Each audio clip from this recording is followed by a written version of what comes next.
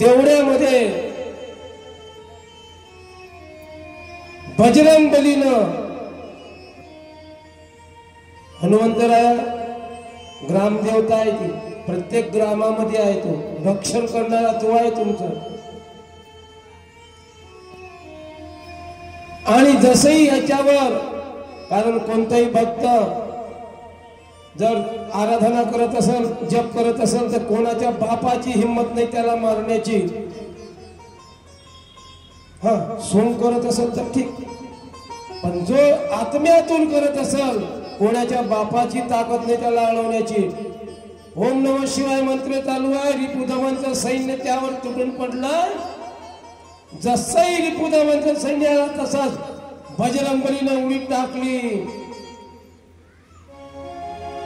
जय बजरंगबली, फोड दुश्मन की नली. असे घायल केले, असं घायल केलं, सर्व यम सदनी पाठवून दिले.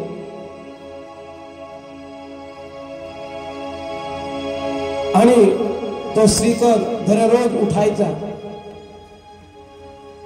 पाणी आणायचा, पात्रामध्ये शिवलिंगावर टाकायचं, अभिषेक करायचा शिवलिंगाचा दररोज.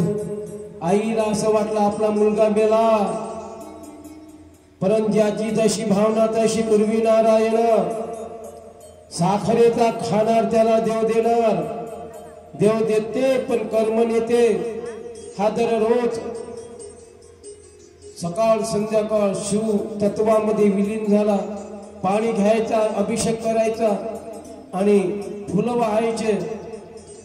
जास्वंदाचं फूल नाही का, आणि नवे नवे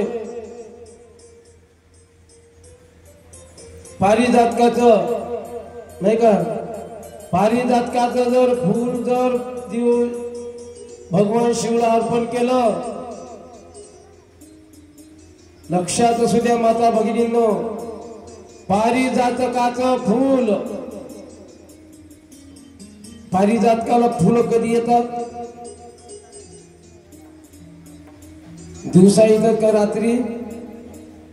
हा, इथून अभ्यास आहे महाराज.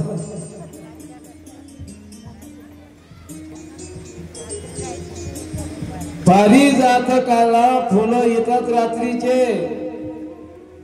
रात्रीचा सुगंध सुटतो त्यांचा, आणि ते रात्रभर सुगंध देत देत देत पूर्ण खाली पडतात, झाडाला राहत नाही. मग परिजात पारिजात काता सडा पडे, कधी फुलं वेचायला जाशील तू गगडे. नाही का, सकाळी उठल्याबरोबर म्हणते पारिजातकाचा सडा पडला, कधी फुलं वेचायला जाशील तू गडे. म्हणून सर्वजणी त्या पारिजातकाच्या फुलं आणायचे, कोणी शिवजीला अर्पण करायचे. पण जो कोणी शिवजीला पारिजातकाचं फूल जर अर्पण करत असेल, पहिल्यांदा अशोक सुंदरीला स्पर्श करायचा, नंतर गणेशजीला, नंतर कारण अशोक सुंदरी महत्वाचा सांगितलेला भाग शिवलिंगामध्ये, नंतर कार्तिकेला नती कटी भाग, आणि नंतर शिवजीच्या चरणावर, शिवजीच्या डोक्यावर जर फूल ठेवलं, कशाचं? पारिजात. त्याचा जसा सुगंध येतो, दरवळतो, तसा जीवनामध्ये सुगंध आल्याशिवाय राहत नाही. शिवपुराण सांगतो. शिवपुराणामध्ये आहे. फक्त एक फुल नाही आहे, बाकी सर्व फुल वाहले तर तुम्हाला जे मिळायचं ते मिळतं. फक्त केकतीचं फुल, केकती नावही घ्यायचं नाही त्या फुलाचं. शिवजीला क्रोध आहे त्याचा. पुन्हा फिरून सांगतो मी, तुमच्याकडे कोणाकोणाकडे शंख आहेत? शंख हात वरती करा बरं. 2-4 जणींना हात वरती केले, बाकीचे का समुद्रात फेकून दिले का? शंखच नाही तुमच्याजवळ? शंखाची पूजा नाही करत? शंख सांगा बरं कोणाचा कोण आहे? विष्णूजीचा कोण आहे शंख? ऐकलं असेल ना एकादशीच्या सत्संगामध्ये. बरोबर आहे. कोण आहे? शंख हा विष्णूजीचा साळा आहे, नाही का? कोण आहे? साळा आहे. प्रमाण आहे त्याला. तसं नाही तुम्ही विमल महाराज तुम्ही कसंही सांगता का हो? काय साळा आहे? प्रमाण आहे त्याला. मेहुना जयाचा द्वारकेचा हरी. कोण? मेहुना जयाचा द्वारकेचा हरी, शंख दारोदारी भीक मागे. मेहुना म्हणजे साळा, नाही का? द्वारकेच्या हरीचा जो साळा आहे शंख, तो दारोदारी भीक मागते. हे प्रारब्धाचा जो विषय येतो त्याच्यामध्ये येत आहे. म्हणण्याचा अर्थ एवढा मोठा, हा विष्णूजीचा साळा असून सुद्धा शंख दारोदारी भीक मागताय. पण शंख एक शंखासूर नावाचा शंख, अलग अलग प्रतीक आहे. पांचजन्य, नाही का? भगवान कृष्णाचा होता पांचजन्य, नाही का? रुकोदर, नाही का? असे जे काय पांडवांचे बाकीचे जे शंख आहेत त्यांचे वेगवेगळे प्रकार आहेत. परंतु हा शंख प्रत्येकाच्या घरी असला पाहिजे. शंखाची पूजा झाली पाहिजे.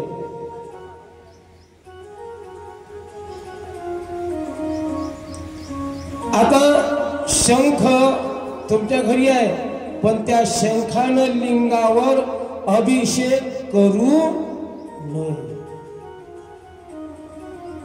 का? कारण काय? अभिषेक जर तुम्ही शंखानं केला, घोर पाप निर्माण होते. सहस्र ब्राह्मण मारण्याचं पातक तुमच्यावर लागतं. 1000 ब्राह्मणाची हत्या केल्याचं पाप लागतं तुमच्यावर. का? शंखासूर नावाचा असुर होता, आणि तो असुर शिवजीनं मारला होता. आणि त्या असुराच्या त्या हाडापासून शंख बनवला होता. त्यामुळं त्या असुर रूपी शंखाचं जे तीर्थ आहे, ते अभिषेक आहे, तो कधीही शिवजीच्या याच्यावर चालत नाही. बाकी यांना चालत, शिवजीला नाही चालत.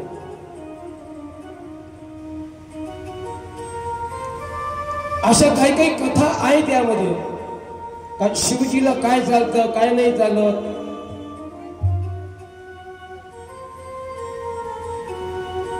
नवे आपण आपल्याला कितीही जर दुःख झालं असेल तर काही नाही, मनोभावानं आपण फक्त बेलाचं पान घ्यायचं, बेलाच्या पानाला टिक्का लावायचा आणि ते दक्षिणेकडे उभं राहून उत्तरेकडे तोंड करून व्हायचं, मनातली इच्छा प्रकट करायची. नवे मी सांगितलं होतं, नंदीच्या कानामध्ये जर तुम्ही तुमचा जर संकल्प सांगितला आणि सुविशाचं नाव घेतलं, ते नंदीपर्यंत पोहोचतं. नंदी मग तुम्हाला शिवजीकडे घेऊन जातो. असं आहे. म्हणून ते जे राजाचा मंत्री होता, तो सुद्धा पाण्यामध्ये जाऊन, त्याची 4 मुलं होते, ते सुद्धा तिथं जाऊन नदीमध्ये शिवजीची आराधना करून राहिले. ओम नमः शिवाय, ओम नमः शिवाय, ओम नमः शिवाय, ओम नमः शिवाय असं म्हणत म्हणत म्हणत त्यांच्यावर जे दुष्यंस नावाचा असुर आहे, त्याला तो धावला त्यांच्यावर मारण्यासाठी असुर. पण त्या असुराचा पाडाव करण्यासाठी भगवान शिवजीला प्रगट व्हावं लागलं, कारण भक्ती तेवढी होती सेनापतीची त्या मंत्री. आणि जसही तो प्रगट झाला, भगवान शिवजीनं त्याला आपला तिसरा नेत्र काढून त्याला भस्मीभूत करून टाकलं. मग तो श्रीकर जवळ शिवजी आले आणि शिवजी म्हणतात, श्रीकर सांग तुझी काय इच्छा आहे. त्यांनी सांगितलं शिवजीला म्हणतात, शिवजी भोलेनाथा मला कशाची आवश्यकता नाही. तुम्ही एवढे मोठे माझ्या समक्ष आहात, एवढे मोठे तुम्ही माझ्या जवळ आहात, मला कशाची आवश्यकता नाही. असं एक करा फक्त. आता हे जे मी पार्थिव शिवलिंग आहे इथं,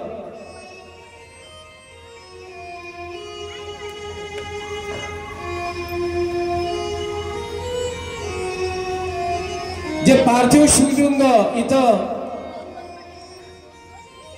तयार आहे त्यामध्ये फक्त तुमचं अस्तित्व असावं एवढं मला वाटतं.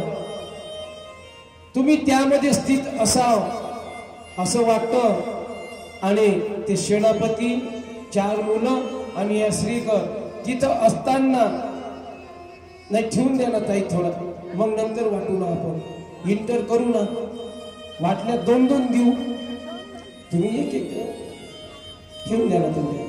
कारण कथेमध्ये व्यत्यय येतो. सांगत असताना सर्व लोक तुमच्याचकडे पाहतात, सर्व लोक. तर मग त्यावेळेस भगवान शिवजीनं वरदान दिलं, मी यामध्ये स्थित राहील आणि कालेश्वर ज्योतिर्लिंग, महाकालेश्वर नाही का, महाकालेश्वर ज्योतिर्लिंग तिथं निर्माण झालं. आणि तिथं त्याला सांगितलं, श्रीकरला काय म्हणतात, हे श्रीकर तू द्वापार युगामध्ये तू नंद राजा होशील. कोण होशील? नंद राजा होशील. आणि जनतेच्या कार्यासाठी झटशील. आणि भगवान कृष्ण तुझ्या घरी बालरूपानं येईल, असा आशीर्वाद दिला शिवजीनं. आणि अंतर्धान झाले नाही का.